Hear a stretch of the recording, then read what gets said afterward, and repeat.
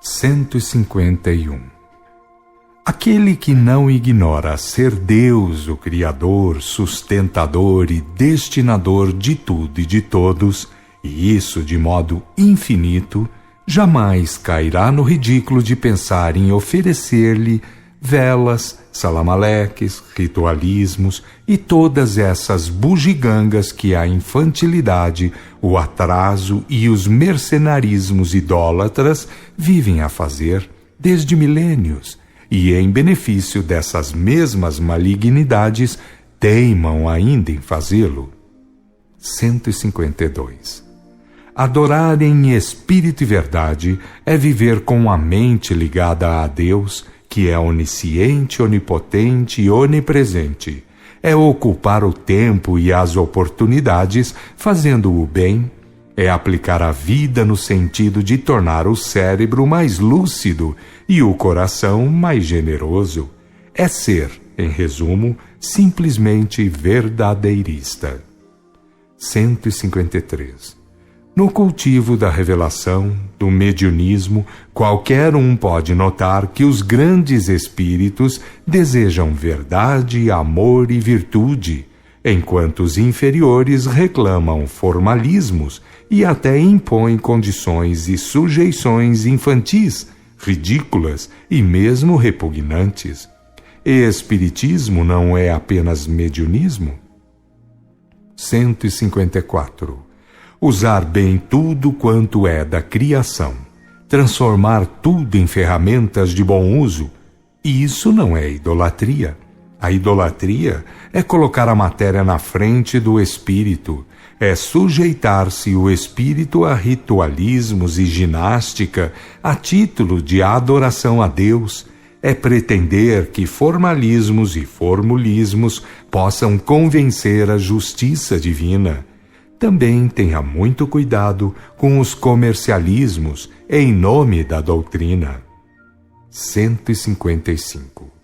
Tudo e todos estamos mergulhados na divina essência.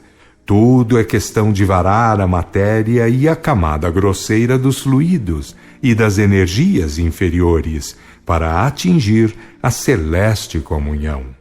Eis o que é a cristificação do espírito. 156. Fazei-vos unos comigo, para que, sendo eu uno com o Pai, venhamos a formar uma unidade só. Ensinou Cristo, e nós bem sabemos o que é ser uno com Ele, o Pai, para viver a divina ubiquidade. 157. A divina ubiquidade é a lei que facilita as extensões do Espírito, e quanto mais crescer o espírito, tanto mais saberá o que isso quer dizer. E pretender discernir isso sem vivê-lo primeiro é coisa para tolos. 158.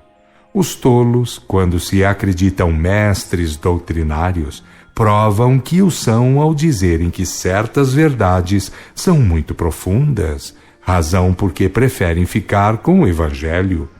Quem vos ensinou a blasfemar assim contra o Evangelho? Quem vos disse que sabeis bem as lições do Evangelho? 159. Continua de pé o provérbio que afirma ser melhor ser pequeno entre os grandes do que ser grande entre os pequenos.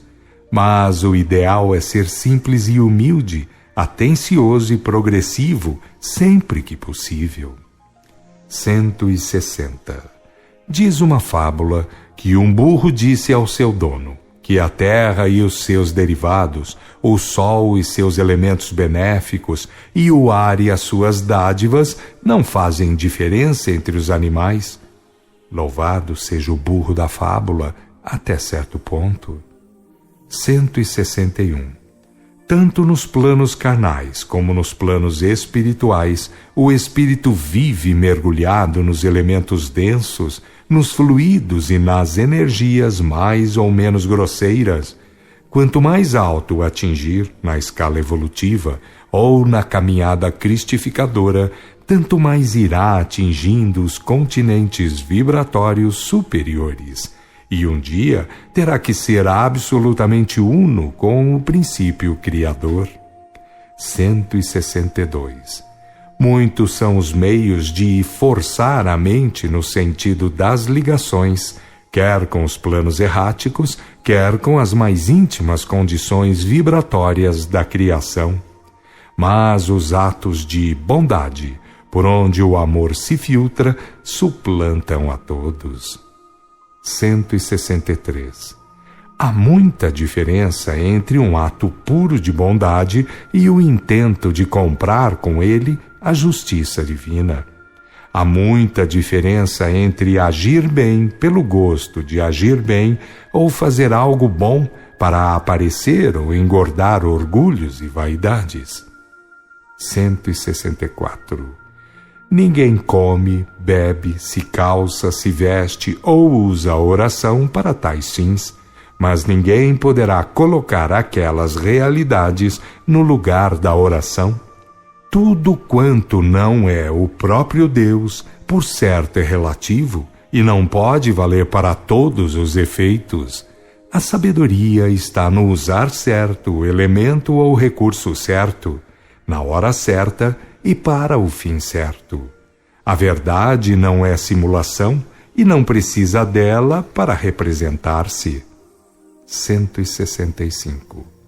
Cogita desta sabedoria, distinguir o que é o Criador, distinguir o que é a criação, distinguir o que é mais uno ao Criador.